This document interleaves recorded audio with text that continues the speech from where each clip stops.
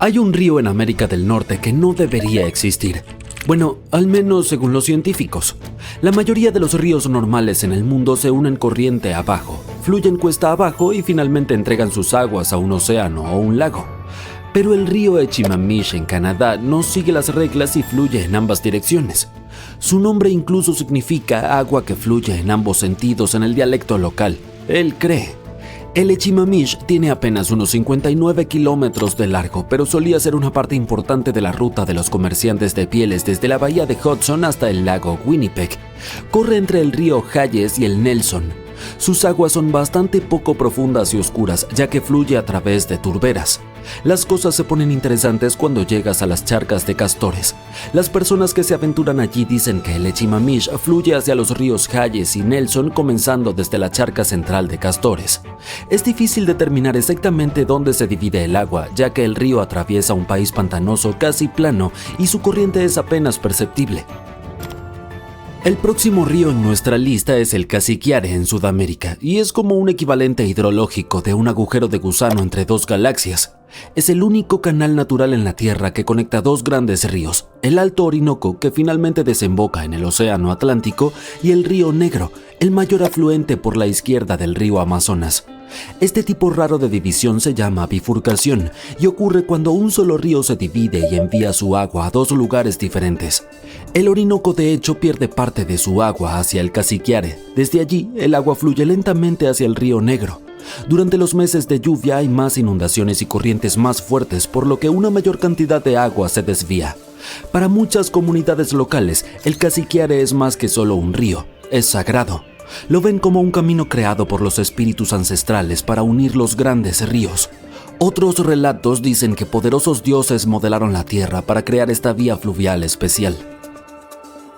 El río Guayambo en Surinam puede fluir hacia el este y hacia el oeste dependiendo de su estado de ánimo. Es broma, debes culpar a la lluvia y a la actividad humana por este comportamiento inusual. Las personas colocan esclusas en el río para desviar su curso. Una esclusa, por ejemplo, está allí para ayudar a los agricultores de arroz a obtener suficiente agua. Hay al menos 3 puntos de bifurcación en el río. Controlar el Guayambo y predecir a dónde se esparcirán los contaminantes es complicado. Está cerca de sitios de minería de oro y producción de petróleo, así que es un verdadero problema. Si alguna vez has querido beber agua de dos océanos al mismo tiempo, el North Two Ocean Creek en Wyoming es el lugar ideal. Comienza en lo alto de la cordillera Teton y luego se divide en dos ramales. El Pacific Creek se une al más grande Snake River, que se fusiona con el río Columbia y finalmente llega al Océano Pacífico.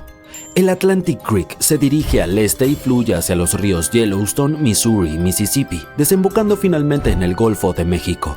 Si conectas las cuencas de los dos arroyos en un mapa, obtendrás una línea azul continua entre Oregón y Luisiana. Los exploradores que buscan el paso del noroeste entre los dos océanos nunca supieron que podrían haber usado este arroyo. Solo habrían necesitado botes realmente pequeños. Algunos científicos creen que la trucha degollada conocía esta ruta mucho antes que las personas. Lograron migrar del Snake River al río Yellowstone, probablemente utilizando este arroyo. La próxima estrella en nuestra lista podría apoderarse del poderoso Mississippi. Hace unos 12.000 años, el Mississippi comenzó a desviarse hacia la cuenca del Río Rojo. El Mississippi se mantuvo en su camino original y el agua de la antigua ruta del Río Rojo se convirtió en lo que ahora llamamos el río Atchafalaya. Solía estar atascado con troncos durante unos 48 kilómetros y no era apto para la navegación.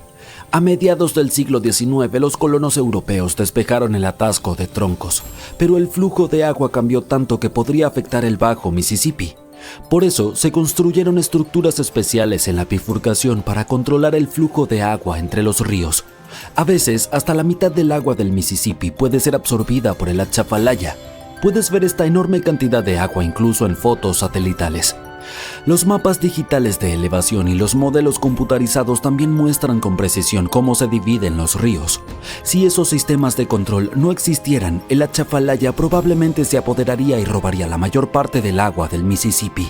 Nueva Orleans podría perder su principal fuente de agua dulce y el transporte marítimo a lo largo del Mississippi recibiría un gran impacto. El arroyo Partido en el sur de Argentina también lleva sus aguas a dos océanos al mismo tiempo. Comienza en lo alto de la cordillera de los Andes y atraviesa un bosque empinado cubierto de árboles. Al salir del cañón, entra en un área más amplia donde una gran formación rocosa se encuentra justo en el medio del arroyo y lo divide en dos. Un lado del arroyo, el izquierdo, gira hacia el sur y eventualmente alcanza el Océano Atlántico. El otro lado gira hacia el norte y desemboca en el Pacífico. Es bastante único porque la bifurcación no ocurre en una llanura baja, sino en una silla de montañas. Es algo así como una depresión entre dos picos de montañas. Sin embargo, no encontrarás mucho sobre el arroyo partido en la mayoría de los mapas. Eso se debe en parte a que la zona no fue bien cartografiada hasta finales de 1800 y en parte a que el arroyo es pequeño y está rodeado por muchos ríos y lagos más grandes que suelen recibir toda la atención. Además, aún no hay modelos de flujo de agua públicos disponibles para este arroyo. Sin embargo, las personas han confirmado la división usando imágenes aéreas y fotos tomadas por excursionistas y viajeros. Un modelo digital de elevación también muestra que si vertieras agua justo en el área donde se supone que se divide, naturalmente fluiría en ambas direcciones. Divide Creek se encuentra justo en la frontera entre Columbia Británica y Alberta, en Canadá. Este arroyo desciende de una montaña y llega a un área con forma de silla de montar llamada Kicking Horse Pass, donde se divide en dos. Esto ocurre debido al Summit Lake, que está ubicado justo al oeste de la divisoria continental. Hace mucho tiempo, Summit Lake era mucho más grande y probablemente se extendía a lo largo de todo el paso. Tal vez causó que el arroyo se dividiera también en ese entonces, pero con el tiempo el lago se achicó y ahora solo existe en el lado oeste, por lo que deja atrás un pantano justo en el punto más alto del paso. Al igual que Arroyo Partido, Divide Creek no aparecía en muchos mapas antiguos. Es pequeño y la zona está cubierta por un denso bosque, así que incluso las fotos aéreas no muestran claramente la división del arroyo. La mejor prueba que tenemos hoy en día proviene del Parque Nacional Yoho, donde un marcador explica la bifurcación. Está colocado a lo largo de un sendero de caminatas y si estás buscando una aventura, puedes tomar un pequeño desvío que lleva justo al lugar donde Divide Creek se divide. ¿Qué tal un lago para variar? El Wollaston está escondido en el extremo noroeste de Saskatchewan, Canadá. Lo más interesante de este lago es que también se bifurca. Cerca de su extremo norte, alrededor del 90% de sus aguas fluyen hacia el río Cochrane y se dirigen al noroeste, y alrededor del 10% fluye hacia el río Fond du Lac y va hacia el noroeste. El destino final del agua, ya sea hacia el océano Ártico o la bahía de Hudson, depende de qué lado de la larga península se encuentre. Los mapas y modelos muestran que aún podría haber algo de agua fluyendo entre ambos lados de la península, así que técnicamente no es una bifurcación perfecta, pero sigue siendo una de las características naturales más fascinantes que existen. La propia península se está erosionando con lentitud y eventualmente podría desaparecer. Sin embargo, los geólogos dicen que debido al diseño en forma de Y del lago, el agua continuará dividiéndose en ambos sistemas fluviales sin importar lo que pase. Mucho antes de que los exploradores europeos llegaran, la gente local, los Chipewyan, ya sabían lo especial que era el lago Wollaston. Lo llamaron Manito, que significa espíritu. Creían que tenía poderes sobrenaturales debido a su rara posición en la cima de dos importantes cuencas hidrográficas. Un puente, una estructura muy útil que se remonta a tiempos neolíticos. El puente más antiguo del mundo, al menos el que aún sigue en pie, es el puente de Kasarma, construido hace más de 3000 años. Sin embargo, hay un río que no se puede cruzar utilizando un puente. El Amazonas, el río más grande y largo del mundo. Bueno, en realidad el Nilo es el río más largo del mundo, pero el Amazonas quiere ambos títulos para sí mismo. El río Amazonas nace en Perú y cruza Colombia y Brasil hasta llegar a un enorme delta en el Océano Atlántico. Sus aguas recorren una distancia mayor que la que atravesaron Frodo y Sam. Y sin embargo, nunca se ha construido un solo puente sobre este río. ¿Por qué? En primer lugar, las inundaciones estacionales cambian el tamaño del río. Durante las estaciones secas, el Amazonas tiene unos 5 kilómetros de ancho, pero durante las lluvias intensas puede alcanzar hasta 48 kilómetros de ancho en pocas semanas. No solo eso, sino que la inundación también hace que el río cambie de posición. Ahora imagina tratar de construir un puente en un lugar donde el suelo se convierte en agua durante unos 4 meses. No es una tarea imposible, pero tampoco la más fácil. Si recuerdas tus clases de geografía, sabrás que el suelo de la ribera de los ríos puede ser muy blando, especialmente en el Amazonas, lo que significa que puede erosionarse y desplazarse. Las lluvias intensas también crean pantanos, un tipo de humedal que en realidad reduce la magnitud de las inundaciones y purifica el agua. También es hogar de muchos animales. Esto significa que para construir un puente se tendría que drenar parte de este humedal, lo que arruinaría la vida de todos esos animales. Además, los cimientos de dicho puente tendrían que ser profundos y eso costaría mucho dinero. La lluvia crea otro problema para el posible puente. Aumenta el nivel del agua del río de 13 a casi 15 metros. Por supuesto, se han construido puentes en ríos profundos antes, como el puente Padma, una estructura gigantesca con una fundación de 127 metros. Pero dado que el suelo del río Amazonas puede erosionarse fácilmente, el puente tendría que construirse utilizando estructuras flotantes conocidas como pontones, y no son útiles en un río que cambia de profundidad cuando le apetece. A continuación, en nuestra lista de cosas que son un problema para el esfuerzo humano, está la selva amazónica. Esta selva se extiende por 9 países y es tan grande y tan densa que podría cubrir alrededor de la mitad de Europa. Esto significa que un puente probablemente conectaría un tramo del bosque con otro. Una mejora inútil para la vida de los carpinchos y los jaguares. Por supuesto, los verdaderos usuarios de tal puente serían los humanos. La mayoría de las personas viven junto a los afluentes del río Amazonas, no alrededor del río mismo, porque ¿quién quiere vivir como un castor en una presa? Incluso hay un estado llamado Amapá en el lado izquierdo del río Amazonas que está completamente aislado del resto de Brasil. Podrías tomar tu auto y visitar a tu vecino, un lugar llamado Guayana Francesa, pero si quisieras ir a otra parte de Brasil, tendrías que encontrar otros medios de transporte. Aparte de las pequeñas poblaciones ribereñas que viven junto al río, las ciudades más grandes se construyeron cerca de ríos tributarios como el Río Negro, que tiene un puente, por cierto, y el río Nanay en Perú. Los puentes que cruzan el Nanay y el Río Negro son los únicos 2 puentes sobre los ríos de la cuenca del Amazonas. La carencia de buenas carreteras y autopistas en el interior del Amazonas también convierte la creación de puentes en un esfuerzo inútil. En la década de los 70, los humanos tenían grandes ideas sobre cómo explorar cada vez más el Amazonas. Por eso decidieron construir una autopista que cortara la cuenca amazónica de izquierda a derecha. La carretera, llamada Transamazónica, debía llevar a la gente al corazón del Amazonas.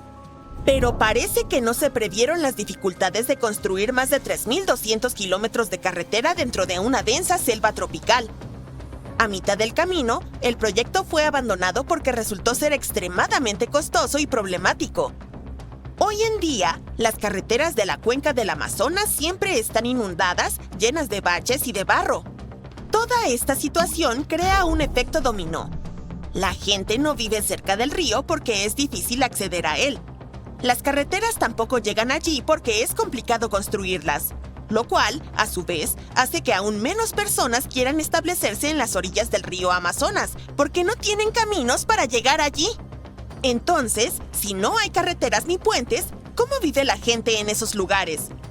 No lo vas a creer, pero la población ribereña utiliza una invención muy antigua pero confiable llamada barco.